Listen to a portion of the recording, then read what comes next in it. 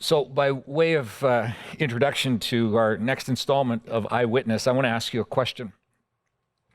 Have you ever run into somebody who is so sure they're right about something, and whether they are or not is kind of secondary, but they're so sure they're right about it that they actually compromise what they might usually be being kind and gracious and good and patient, but they're so sure they're right about something that they cash all that in just to communicate how right they are? Of course we have. We've all been victims to something like that. Maybe we've even done that ourselves.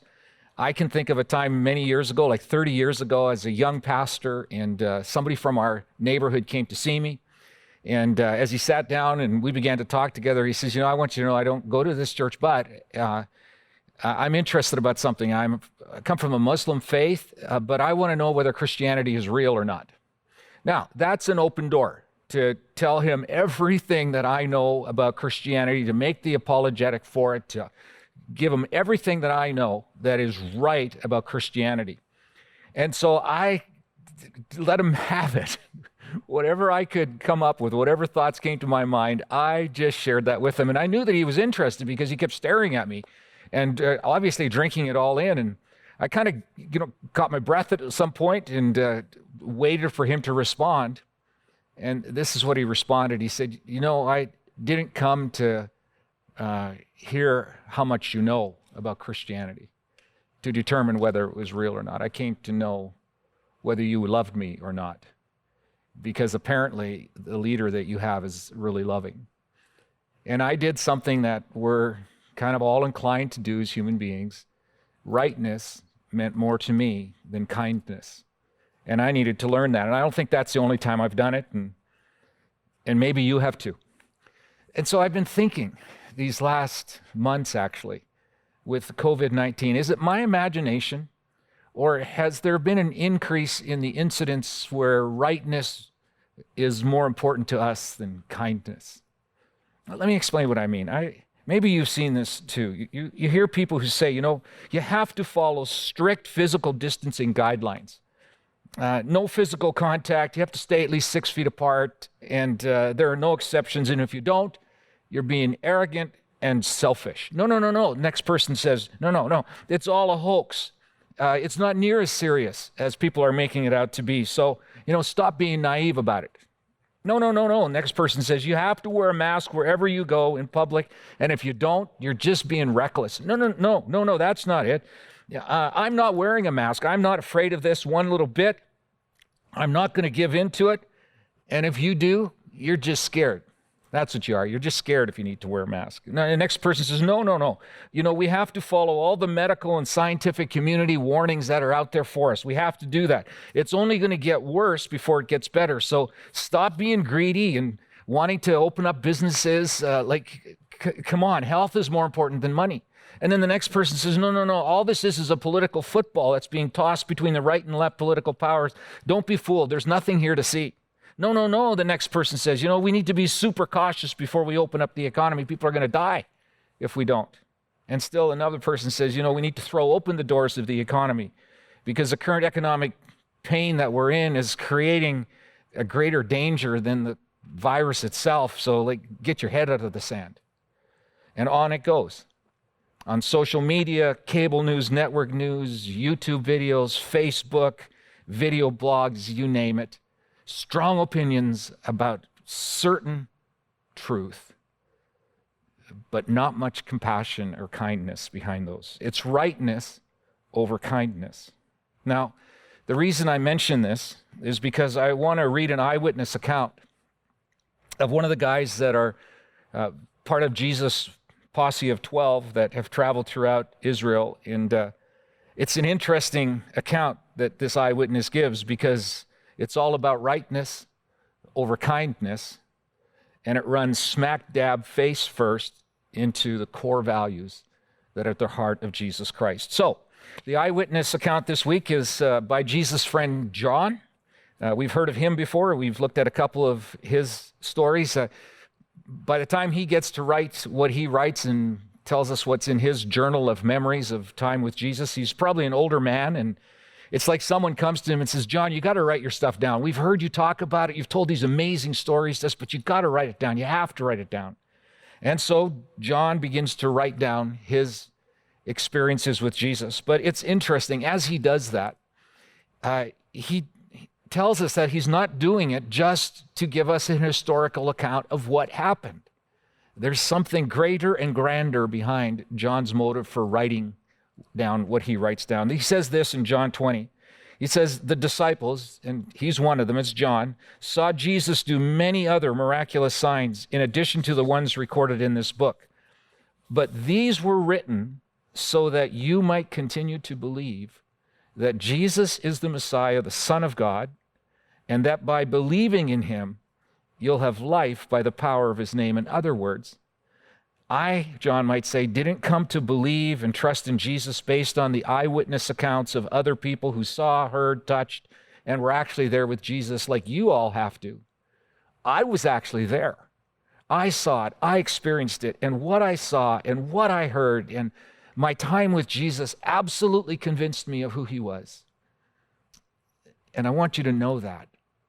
But maybe even more important than knowing that, though it's essential to it, I want you to respond to him the way I did. I put my complete faith in him. And maybe even more than that, or a part of it is this: I want you to find the life that I found in Jesus because I put my trust in him, because I saw and felt and experienced the things. It's an unbelievably unthinkable idea that you would miss out on this life with Jesus that I have found. And so I'm not telling you these stories just so you'll know the stories. I want you to respond, and I want you to have this life with Christ. So, we've been following Jesus around Jerusalem and to the northern parts of Israel, to Nazareth and Galilee and back down to Jerusalem. And this is where we find Jesus and his guys again. Again, John's telling one more story so that we'll believe and we'll respond and we'll have life with Jesus. This is how he starts in chapter 5. He says, after Jesus returned to Jerusalem for one of the Jewish holy days, inside the city near the sheep gate is a pool of Bethesda with 5 covered porches. So just a second there. Just the way this is written, it's written in a fashion that the person who's writing it, giving detail that he's actually been there. And if you'd been there in the first century and read what John is writing here, you would go, I know exactly where that is. I've been there and done that. Last summer, 50 or so of us traveled to Israel, and all 50 of us, if we were watching and listening to this right now, would nod our heads as well and go, I know exactly where that was because we visited this site.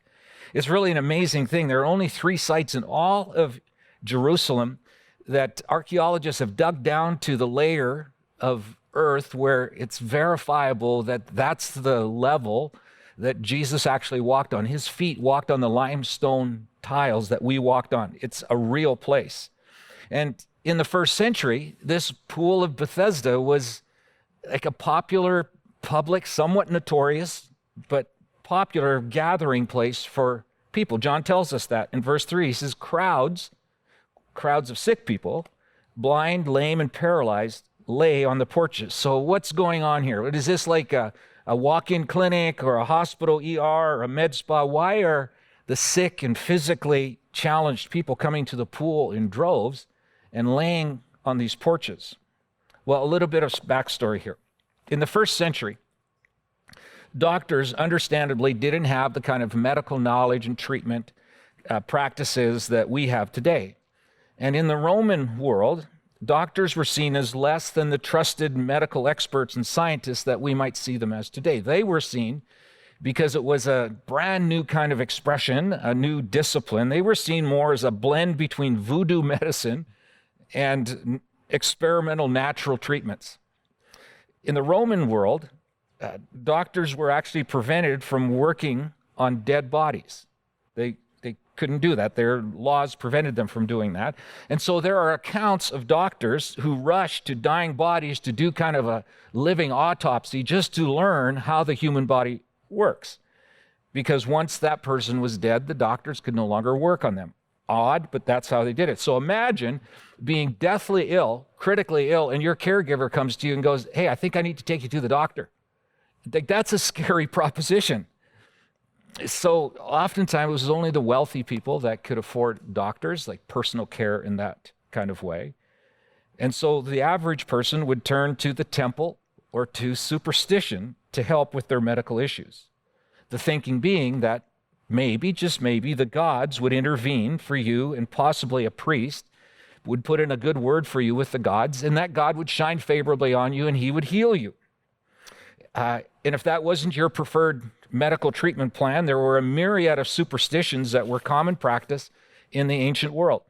And the story that we're learning about or reading today revolves around a superstition or a legend that claimed that periodically an angel from God would show up and stir the waters at the pool of Bethesda. And if you were the first one in when the water got stirred, you would get healed.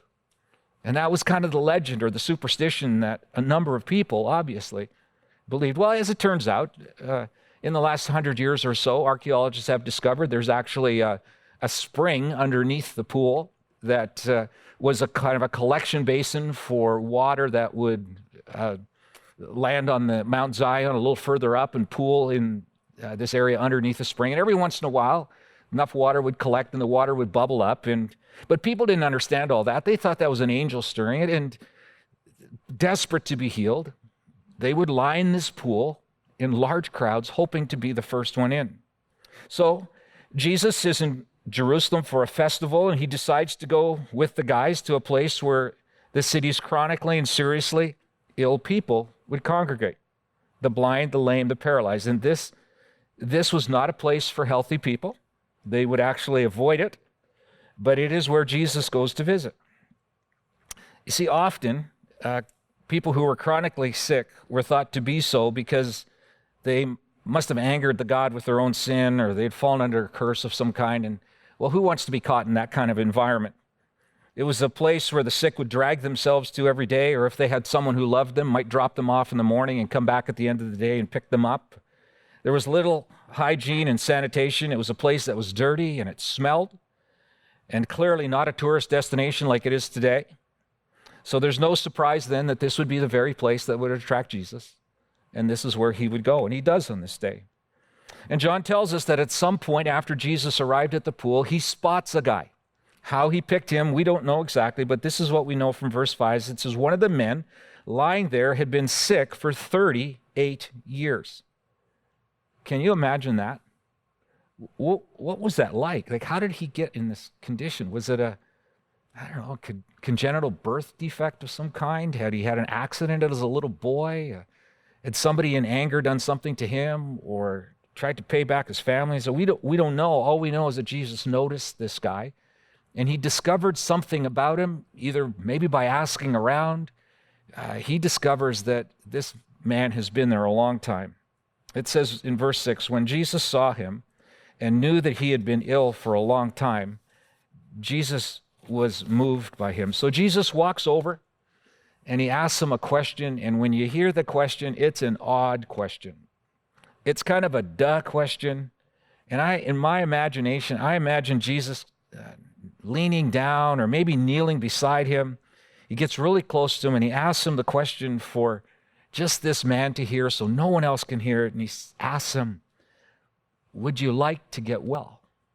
And we hear that and we go, of course. What's he going to answer? Of course he wants to get well. But,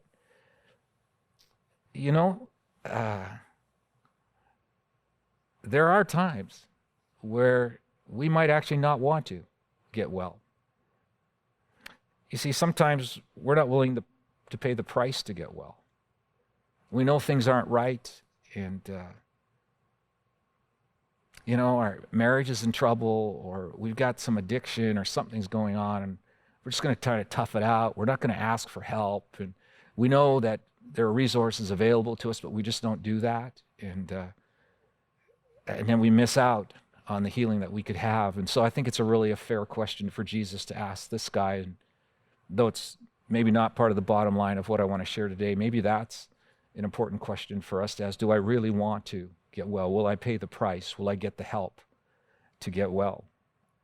In any event, Jesus asked the man this question, and this is how he responds. He says, I can't, sir, the sick man said, for I have no one to put me into the pool when the water bubbles up. Someone else always gets there ahead of me. It's interesting to me that he had no idea who Jesus was or who the person was that was asking the question. He appears to not recognize Jesus as the creator of the whole world, the healer of people. His reputation hasn't come to this man yet. He doesn't know about him. I'm just so curious what he thought and who he thought it was that was asking him this question.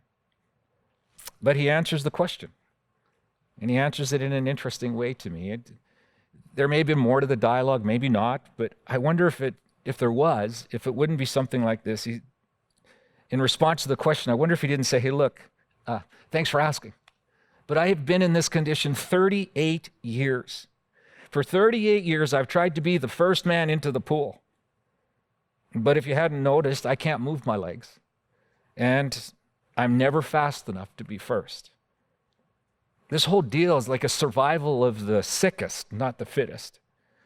This really is a sad superstition joke. The paralyzed group are too slow to get in first. The blind group can't see when the water is stirred up, so they're too slow to react. So every single time, it's the wellest of the sickest that get to go first. There's literally no hope for the seriously disabled. It is really a tragic, tragic scene.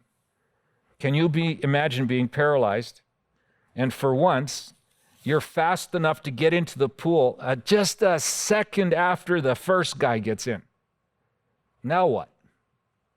You're not going to get healed. You can't swim. You're paralyzed. Are people there to rescue you? I wonder how many paralyzed people actually drown trying. What if you're blind? Have you ever done one of those trust falls? It's really scary to think about jumping in from the edge of a pool when you've maybe never even seen what a pool is. It's really a tragic scene, and I wonder if it isn't this that captures Jesus' attention and why he goes there and why this particular man may be the least likely to ever get in. And this is who he comes to see, and this is who he invites to be healed. And Jesus, still in my imagination now, I still see him kneeling, and he leans in again and he says to the man, stand up, pick up your mat, and walk. And instantly, the man was healed. So he rolls up his sleeping mat, and he began walking. How did the man know that he was healed? Did his legs suddenly regrow atrophied tissue and muscles? And did he feel the bones being straightened and strengthened? I don't know. But all we know is that he decides to take Jesus at his offer, not knowing who he is, and he gets up onto his feet and he starts walking. John doesn't explain how that exactly all happened, but he just says, I was there and I saw a guy get up after being lame for 38 years. Amazing. And you know, that would have been a great place for the story to end and to celebrate with this man and his family and to cheer for Jesus, what he had done and how it all ended. It's such a feel-good ending that the man walks and his life is restored, and it's just a beautiful thought to end it right there. But it doesn't end there. Once again, John has a bigger purpose than just telling us what happened. It's actually what happens next that may have been John's why of including this out of all the stories that he tells. You see, what Jesus has just done by what he's done is he has stepped on a precious religious landmine of a group of people who absolutely they knew they were right about something. There was no question to them. They had studied it. They had researched it. It had been communicated to generations of scholars before them, and they simply knew they were right about it. And Jesus stepped on that landmine. So what is the landmine he detonated? Here it is. But this miracle, this man restored, this healing happened on the Sabbath. So the Jewish leaders objected. Why would they object? Why not celebrate? Here's this man, we find that he's been there for 38 years, he's restored and healed, and they can't celebrate that. They know something about the Sabbath I guess no one else knows. Next thing we see is this man is on his way to the temple with his mat probably over his shoulder, in all likelihood, desiring to give thanks to God, because who wouldn't? I mean, he's probably overcome with gratitude, and the first thing he can think of is, I want to get to the temple. I haven't been there in 38 years. I've got all this pent-up desire to worship God. And so he makes his way to the temple, maybe for the first time in 38 years, as I said. We don't know what his plan is when he gets there, but he's got to be taken up with the goodness of God. Whatever it is, his first steps are in the direction of God in the temple. And maybe he hears the music and he feels the energy of the crowd coming and going, the animals being carried, being led to the temple as sacrifices. And while that's all going on, at this very same time, there's a group of religious legal types walking the streets of Jerusalem, making sure that everyone complies with proper religious etiquette and ceremonial laws around Sabbath keeping. And then they see this guy carrying his mat. Aha, we found one. And so they gruffly stop him and they say, hey, you can't work on the Sabbath, guy. The law doesn't allow you to carry your sleeping mat. And they were absolutely sure they were right on what they had just said. They were right on the side of Sabbath. To them, it wasn't just their schooled opinion about working on the Sabbath being prohibited. They knew it was part of God's law. And he had said not to work on the Sabbath. So confident in their truth, they're now going to confidently apply it to this man. But here's the truth. Here's what actually turns out, is that what they're so confident of,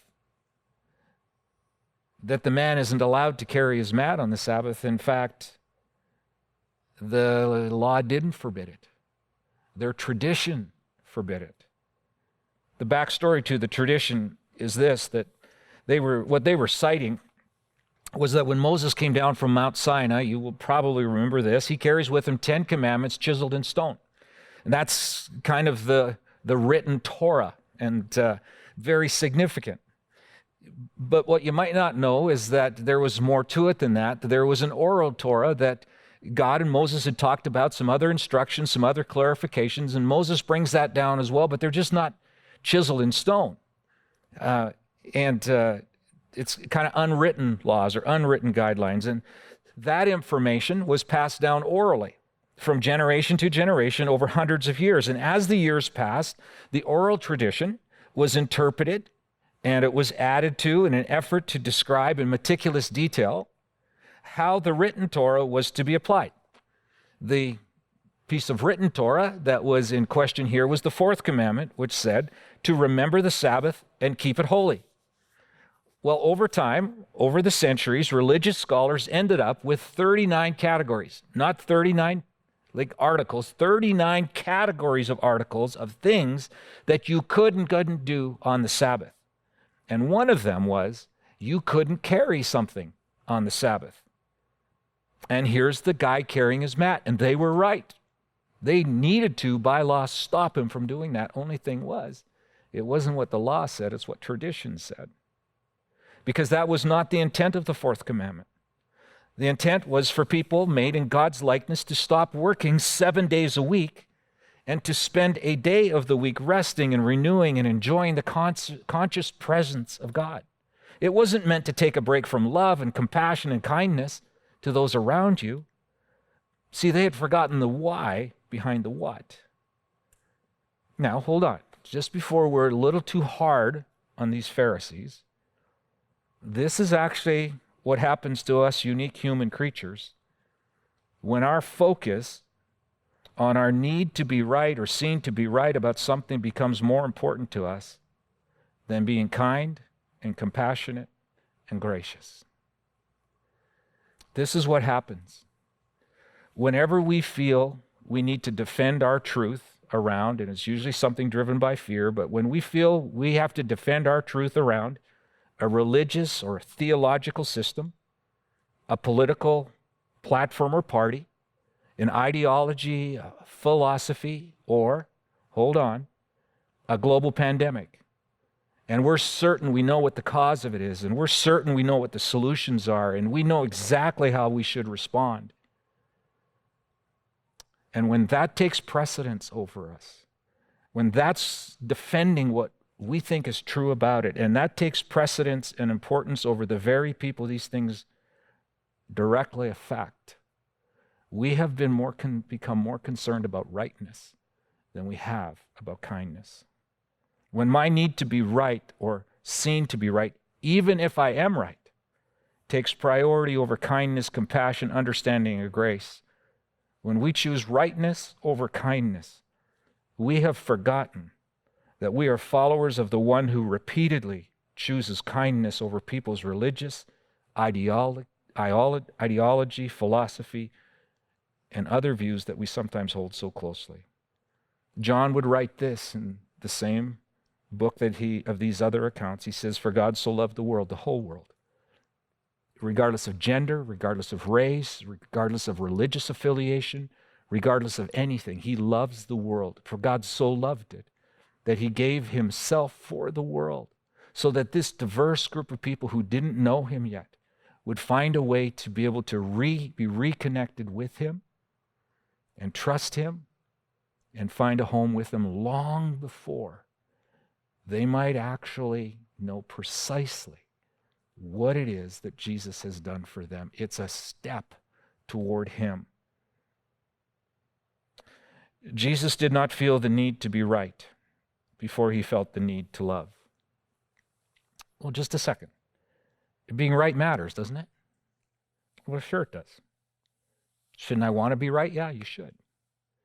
It's just that's not exactly what we're talking about. It's this internal sense that I have to be seen to be right, that I have to be seen to be on top of it, that I have to know what it is that I am right about and to be able to defend it.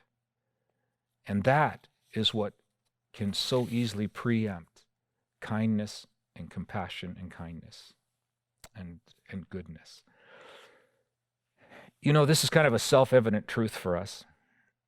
When I listed the things that we feel we need to be right about, you know, our ideology or religious system or political platform or party or, you know, the cause of the pandemic or the response or what we should do and those kinds of things. And when I listed those, and our first thought was of the social media post that someone sent us that's opposed to how we see things, or someone made a comment about masks or no masks, and we have kind of this visceral reaction that's negative to it. And our first thought is, man, I hope they listen to this. I hope they understand it. I hope they get what's being said here. We may, in fact, be having our own battle with rightness over kindness. We'll always have to look in the mirror at ourselves long before we look out the window at other people. Anytime that we need to be right or seen to be right, and it comes before our responsibility to be kind, we are at odds with God. Now, that does not mean that truth is less important than kindness. Not at all. That's an even greater danger in one sense. But that is different than our need to be right or seen to be right about our truth at the expense of kindness. So John finishes recalling the details of his experience by telling us that the man who is asked by the Pharisees, who was it that healed you? He's not sure. We're told a little later on that John and Jesus and his friends go to the temple court. They find this guy. Jesus has a short conversation with him, and now the guy knows who it is that's healed him. He looks for the Pharisees, identifies who Jesus is, and you would think at this point that the Pharisees would go, this is fantastic. We're going to find Jesus ourselves. Thank him for what he's done for you. Honor him for the way that he restored you and maybe restored your family, and possibly realize, we may have been wrong about this guy, that he maybe knows something more about the Sabbath that we don't. Possibly we're wrong on the Sabbath because he kind of did what only God can do. Let's be curious and go and find him and let's learn from him. Well, tragically, that's not how the story ends, because apparently the need to be right can be a powerful thing. And this is what we read in the 16th verse. It says, "So the Jewish leaders began harassing Jesus for breaking the Sabbath laws." And we know that they will remain on the wrong side of Jesus, even while Jesus gives his life on a cross out of love and kindness for them. And we see again the need to be right or seen to be right is a powerful thing. And it can once again take priority over love and kindness, grace, and understanding. In one of John's final writings, as a tired old man living in a very, very dark time personally, it's like he turns to the guy that's maybe scribing this, writing this down for. He says, hey, write this down. This is really important. It's kind of the bottom line. Write it down. This is what he says. Dear friends, let's continue to love one another. For love comes from God. Anyone who loves is a child of God and knows God. But anyone who does not love does not know God, for God is love. He does not just love or say loving things. He is love. So if you're on the wrong side of love, you're on the wrong side of God. I'll say it again.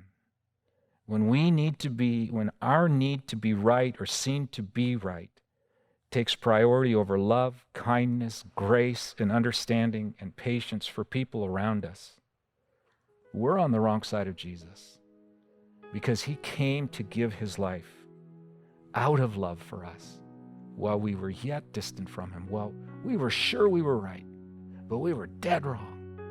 And he chose love, and through that love revealed the truth of who he is. Let's be kind to one another. Let's put kindness over rightness. Jesus, you modeled this for us. We want to be like you. We want to think like you. We know that spending ample time with you simply forms our thinking. And so we may be careful what we say and how we say it. May we be people of kindness that are marked by that are known by that, and then we'll be known as your people. To that end, now we thank you. Amen.